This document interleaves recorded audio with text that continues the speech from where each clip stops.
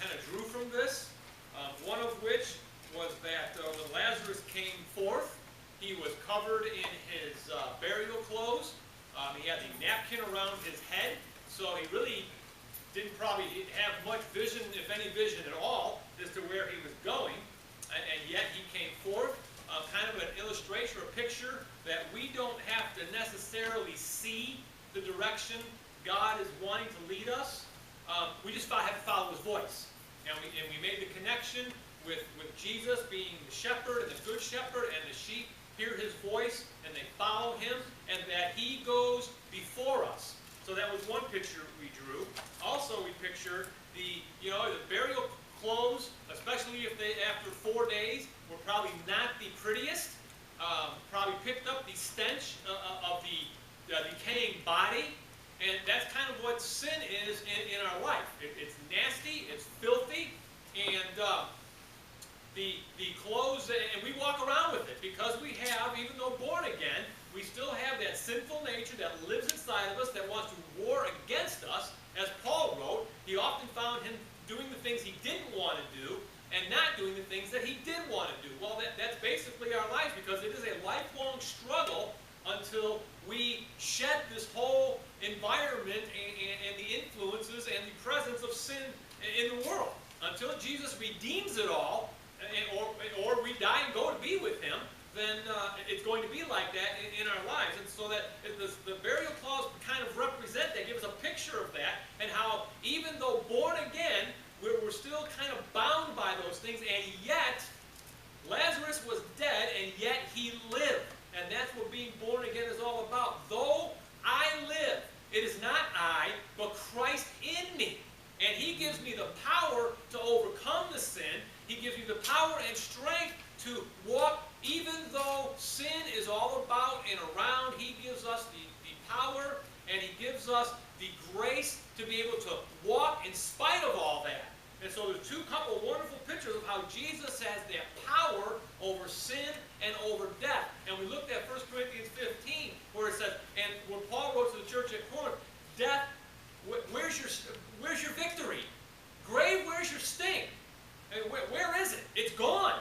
Jesus has eliminated us, and he has promised us that these bodies, this mortal, corruptible body, must put on immortality and incorruption, and that's what he promises us. When these things go away, we're going to get a new one that is not susceptible to the influences of sin. What a wonderful picture. And there were people that missed it. He said in verse 42 that this was so that what he was about to do in raising Lazarus was that they would believe that he's the one that God had sent. And then in verse 45, many believed on him. Many actually came to the realization and believed on him. And then verse 46, but some went their ways. And they went to the Pharisees and told them the things that Jesus had done. They went unmoved and unchanged.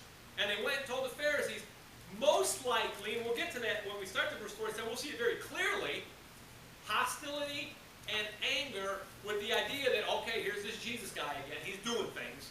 And it's very threatening to us. So we'll pray, and we'll start in going on in verse 47. Father, again, we thank you for your goodness to us. Thank you for this time that we can gather. Thank you for the opportunity we've had to celebrate and observe the Lord's Supper, and specifically recognizing and taking those moments to look into our hearts as to what the death, burial, and resurrection of Jesus means to us, and the fact that he promised he's coming again, and that you are faithful to your promises. Now, just have your word do what it needs to in our hearts to conform us to him. In Jesus' name, amen. So in verse 46 it says, but some of them went their way. Now verse 47, then gathered the chief priests and the Pharisees a council. So the chief priests and the Pharisees now are going about, they're going to gather a council, Sanhedrin, the governing body of the day for the Jews, and said, what do we, for this man doeth many miracles? Now they're not denying. How can you deny what they just saw? They just saw Lazarus after 4 days being in the grave come out of the tomb. So they can't deny that he is doing the miracles. But the question is, so what do we do about it? Why are they even asking what they should be doing about it? They should have been just believing on him. What more does Jesus have to do to prove to these folks that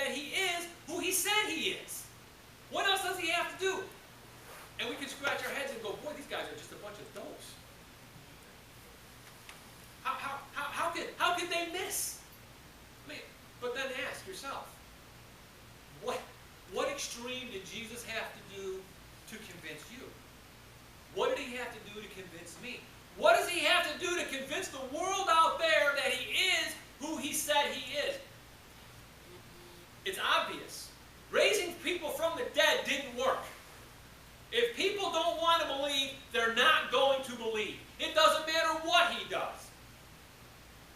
Not too long from this event, from this particular time, he's going to be on the cross. And these same kind of people are going to be around that cross saying, hey, if you're really who you say you are, come down and then we'll believe you.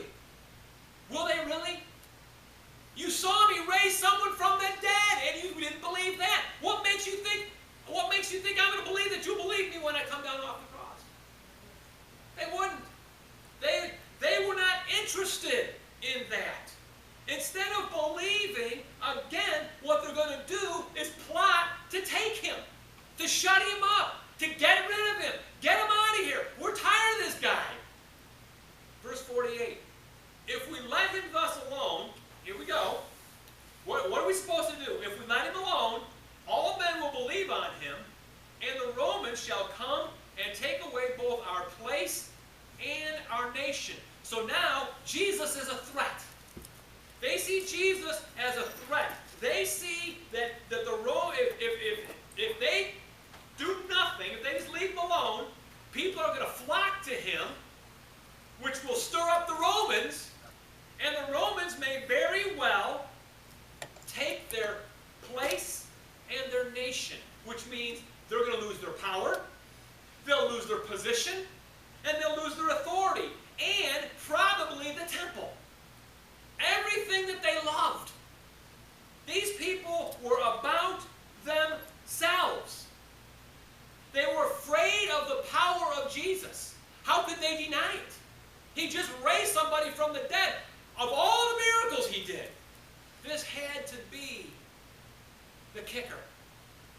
All the healings he did, sure, they were miraculous, but raising someone from the dead, that now they have to move, they have to do something quickly, lest they lose their place and their position. So what were they interested in?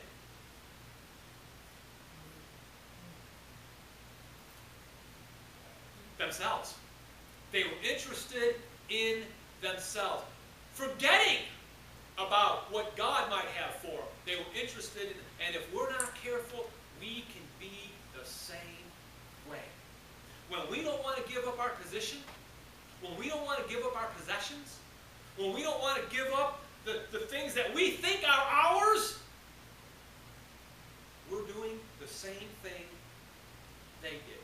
And when Jesus taps our heart and says, I want to use you, and I want you to change direction the way you're thinking about this area of your life, and you say, no, I don't want to lose that, we're no better than these people.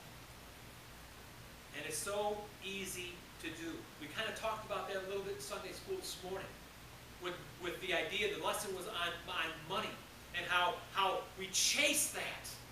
And people, it's a very touchy subject with so many people because it's mine. I earned it, I won it, it's mine. Is it really ours? No. It's God's. He provides it. We should be willing to let him use it how he wants. And it's the same way with all of our other things that we cling to so dearly. Verse 49, one of them named Caiaphas, being the high priest, that same year said unto them, ye know nothing at all. Now we have a kind of a politician going on here. He says, nor consider that it is expedient for us that one man should die for the people, and that the whole nation not perish. So what he's going to say is that, here's the plot. We need to get rid of him. Don't sit there and wring your hands about what we're going to do. Let's get rid of him, and what we'll do is we'll turn him over to Rome. Well now, what Caiaphas, I don't think he really was realizing, when he's starting to speak prophecy. Because Jesus is the one that would die for many. He would die not only for Israel, but he would die for the Gentiles. He would die for a nation. One man would come and die for all. So he's not, when he's speaking, it seems to the Jews that, hey, this is a great plan. Let's not get wrapped around the axle. Verse 51 says, and this he spake not of himself, but being high priest that year, he prophesied that Jesus should die for the nation. So out of his own mouth, somebody who was unbelieving, he was speaking prophecy. And if they were as knowledgeable of the Old Testament scriptures as they thought they were, they should have seen it. They should have seen and been able to connect the dots. All the things that John the Baptist tried to tell them. All the things that Jesus did. When he taught in the temple. When he closed the scroll and said, this day, this has been fulfilled. When he read about the deaf being able to hear and the blind being able to see. All those things that he was talking about, they should have been able to connect the dots and say, yes, he's the one. But they didn't. Because they wouldn't allow their hearts to hear. They closed themselves up to the reality because Jesus just didn't fit their mold of what they were looking for. And he wasn't going to come in riding on this gallantly big white horse with armor on and raise up an army and try to take things by force and by bloodshed. The only blood that was going to be shed was his. And they didn't want to hear it. Verse 52. And not for that nation only, but that also he should gather together in one children of God that were scattered abroad. So not only one nation, not only the nation that was of Israel that was in Jerusalem around that area, but all the people, all the Israelites that were scattered all over the world, and opening up the door for the Gentiles as well, as Paul so wonderfully wrote in Romans chapter 1, verse 16, that says, for I am not ashamed of the gospel, for it is the power of God unto salvation to everyone that believes, to the Jew first, and also the Greek. So everyone's invited to the party. There is no discrimination in Jesus. He takes Jew and Gentile. He takes everybody. Well, I'm sure that they wouldn't have wanted to hear that either, because, after all, the Messiah is supposed to be for the Jews. Verse 53 says, then from that day forth they took counsel together for to put him to death. Now they're trying to put forth the plan. Now it's like, okay, we're going to do something. We need to do something. We're going to put together a plan to put him to death. We absolutely need to get rid of this guy before this gets out of hand, because it's getting out of hand. We can't let this guy continue going around doing the things he's doing, because he's a threat to everything that we cherish and our authority and our position, and we don't want to lose that. Jesus therefore walked no more openly among the Jews, but went thence unto a country near the wilderness into a city called Ephraim, and there continued with his disciples. So now Jesus, doing what he has done previously, he kind of hid himself amongst the crowd and slipped away. Why? They wanted to kill him. Was he afraid? No. His time hadn't come. He couldn't let them take him because his time had come. Remember, what he did in laying down his life, he did so willingly. No one took his life. No one forced him.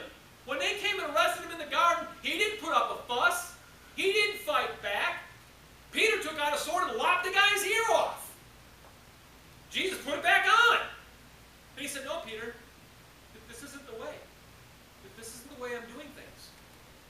So he wasn't going to fight, but it wasn't his time yet. So he went. He withdrew until the time had come. Verse 55, and the Jews, Passover was at nigh. So now, once again, we're at the time of a Passover. It's up and coming. And many went out of the country up to Jerusalem before the Passover to purify themselves. So before the Passover, the actual Passover, they would come and they would go through the ceremonial purifying of themselves, because the Old Testament law was very specific and very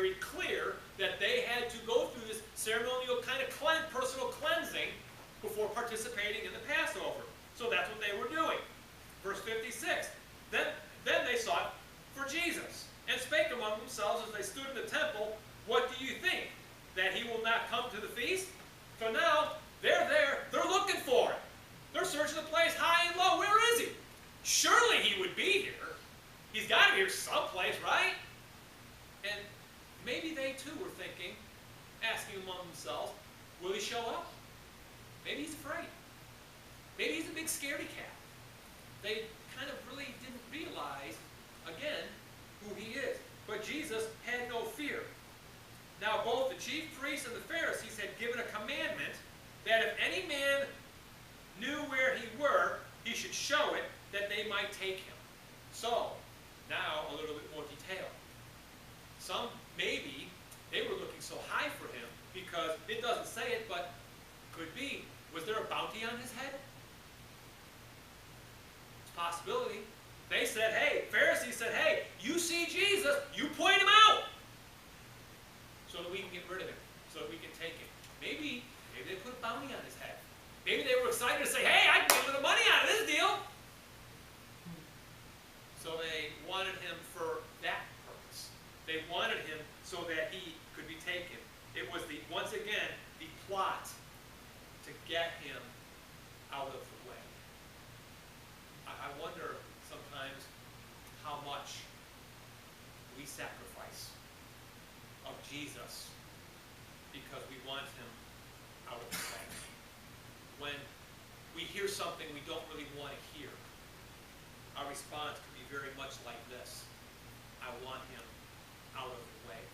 I don't want to hear that again. I don't want to hear the truth. You know, some things in life are tough decisions. Very tough decisions.